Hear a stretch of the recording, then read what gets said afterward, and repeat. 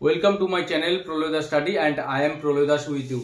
তো অন্যান্য দিনের ন্যায় আজকের এই ক্লাসেও আমরা আমাদের ডেইলি লাইফের কিছু গুরুত্বপূর্ণ সেন্টেন্স কিভাবে ইংরেজিতে বলতে হয় সেটা শিখব। তো আজকের ক্লাসে যেই সেন্টেন্সগুলো আমি তোমাদের শেখাবো সেই সেন্টেন্সগুলি হলো, তুমি গায়ে পড়ে ঝগড়া করো। তারা আমার সাথে গায়ে পড়ে ঝগড়া করেছিল, তুমি কেন গায়ে পড়ে ঝগড়া করছো। তো এই সেন্টেন্সগুলিকে কিভাবে ইংরেজিতে বলতে হয়। তো তুমি গায়ে পড়ে ঝগড়া করো, এই যে সেন্টেন্সটি সিম্পল প্রেজেন্ট টেন্সে রয়েছে, তো এই সেন্টেন্সটাকে আমরা কিভাবে বলবো? ইউ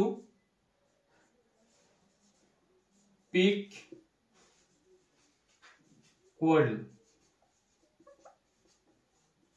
ইউ পিক কোয়ারেল অর্থাৎ তুমি গায়ে পড়ে ঝগড়া করো, অর্থাৎ গায়ে পড়ে ঝগড়া করা এর ইংরেজি পিক কোয়ারেল। এবার এটাকে আলাদা আলাদা সেন্টেন্সে ব্যবহার করে তোমাদেরকে আমি দেখাচ্ছি।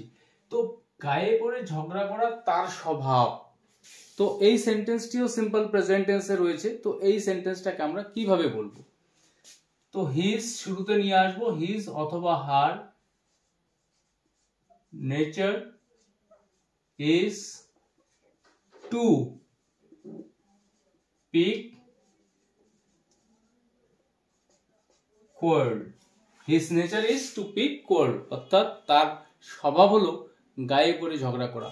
পরের সেন্টেন্সটি, আমি কারোর সাথে গায়ে পড়ে ঝগড়া করি না, মানে এটা আমার অভ্যাস নেই। তো আমি কারোর সাথে গায়ে পড়ে ঝগড়া করি না, এই সেন্টেন্সটাকে আমরা বলবো আই ডোন্ট পিক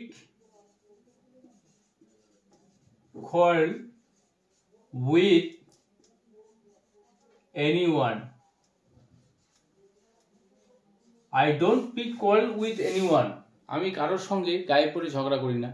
তো পরের সেন্টেন্সটি, তারা তোমার সাথে গায়ে পড়ে ঝগড়া করবে, মানে এটা জানি, এটা সিম্পল ফিউচার টেন্সে রয়েছে সেন্টেন্সটি, ভবিষ্যতে করবে।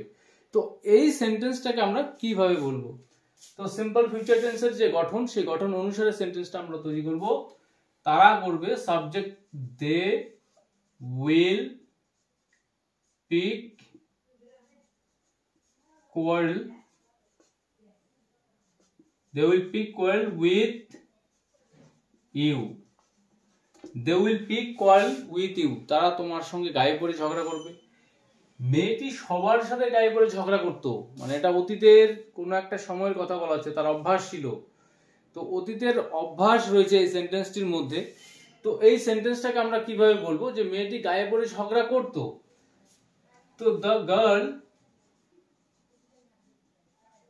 এখানে অতীতের অভ্যাস যেহেতু রয়েছে আমরা এখানে ব্যবহার করব would. So the girl would pick quarrel সবার সাথে with everyone. The girl would pick quarrel with everyone অর্থাৎ মেয়েটা সবার সঙ্গে গায়ে পড়ে ঝগড়া করতো। তো পরের সেন্টেন্সটি, তুমি কি গায়ে পড়ে ঝগড়া করতে চাও? তো এই যে সেন্টেন্সটি প্রেজেন্ট ইনডিফিনিট টেন্সে এবং এটি ইন্টারোগেটিভ সেন্টেন্স, প্রশ্ন করা হচ্ছে যে তুমি কি গায়ে পড়ে ঝগড়া করতে চাও।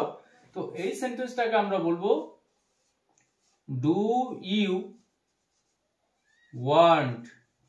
ডু ইউ ওয়ান্ট টু, তারপর এখানে আমরা নিয়ে আসবো ভার্বের মেইন ফর্ম। তো pick, do you want to pick quarrel. Do you want to pick quarrel, তুমি কি গায়ে পড়ে ঝগড়া করতে চাও? তো এই গায়ে পড়ে ঝগড়া করা, পিক কোয়ারেল, এটাকে আলাদা আলাদা টেন্সে ব্যবহার করে এই যে সেন্টেন্সগুলি আমি দেখালাম, তোমরাও চেষ্টা করবে এরকম আলাদা আলাদা টেন্সে সেন্টেন্সগুলোকে বলার, সেন্টেন্সগুলি তৈরি করার। তো এরপর আরো একটি গুরুত্বপূর্ণ সেন্টেন্স স্ট্রাকচার তোমাদের শেখাচ্ছি। তো এই সেন্টেন্স স্ট্রাকচারের মধ্যে যেই সেন্টেন্সগুলি রয়েছে, যে তুমি কাকে কাকে নিমন্ত্রণ করেছিলে, মানে কাকে কাকে করেছিলে, তুমি কাকে কাকে মেরেছিলে, সে কাকে কাকে দেখেছিল, তুমি কাকে কাকে চেনো। তো এই সেন্টেন্সগুলিও আমরা ডেইলি লাইফে প্রচুর বলে থাকি। তো এই সেন্টেন্সগুলিকে আমরা ইংরেজিতে কিভাবে বলবো? যে তুমি কাকে কাকে নিমন্ত্রণ করেছিলে। তো এই যে সেন্টেন্সটি পাস্ট টেন্সে রয়েছে এবং ইন্টারোগেটিভ সেন্টেন্স, তো এই সেন্টেন্সটাকে আমরা কিভাবে বলবো?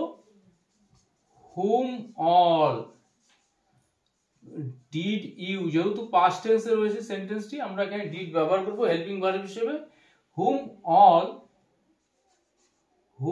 All did you invite, whom all did you invite, তুমি কাকে কাকে নিমন্ত্রণ করেছিলে। তো পরের সেন্টেন্সটি তুমি কাকে কাকে মেরেছিলে, তো এই সেন্টেন্সটিও পাস্ট টেন্সে রয়েছে।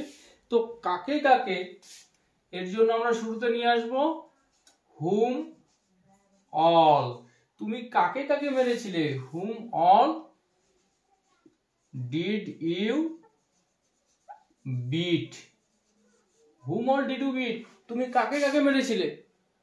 পরের সেন্টেন্সটি সে কাকে কাকে দেখেছিল, তো এই সেন্টেন্সটিও পাস্ট টেন্সে রয়েছে। তো এই সেন্টেন্সটাকে আমরা বলবো হুম অল, সে এখানে সাবজেক্ট, সে কাকে কাকে দেখেছিল, whom all did he see, whom all did he see, সে কাকে কাকে দেখেছিল। তো এখানে লাস্ট যে সেন্টেন্সটি তুমি কাকে কাকে চেনো, তো এই সেন্টেন্সটি প্রেজেন্ট টেন্সে রয়েছে। তো এই সেন্টেন্সটাকে আমরা কিভাবে বলবো? Whom all do you know, whom all do you know, তুমি কাকে কাকে চেনো। তাহলে এই কাকে কাকে সেন্টেন্সের মধ্যে ব্যবহার করে এই জাতীয় প্রচুর সেন্টেন্স রয়েছে যেগুলো আমরা বলে থাকি। তো এই সেন্টেন্সগুলোকে তোমরা যতটা বেশি সম্ভব লেখার চেষ্টা করবে, বলার চেষ্টা করবে। তো আজকের ক্লাসে দুটি সেন্টেন্স স্ট্রাকচার দেখালাম। এই সেন্টেন্স স্ট্রাকচারগুলি বুঝতে তোমাদের কোনো প্রকার অসুবিধা হয়ে থাকলে অবশ্যই